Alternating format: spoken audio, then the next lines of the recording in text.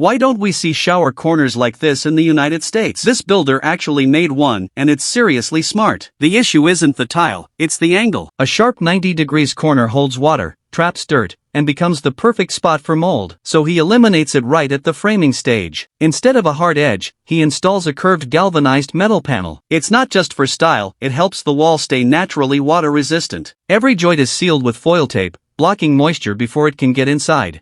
Then he adds moisture-resistant drywall with a waterproof fiber backing. It bends smoothly along the curve, no shortcuts, just the right material. And here's the clever part. Curves need flexibility, so he uses mosaic tiles, hundreds of tiny pieces that conform perfectly to the shape. During installation, he applies non-slip tile adhesive with a notched trowel. Those grooves remove air pockets, preventing weak spots or loose tiles later. The end result is a sleek curved wall that looks custom built and leaves no space for mold to grow.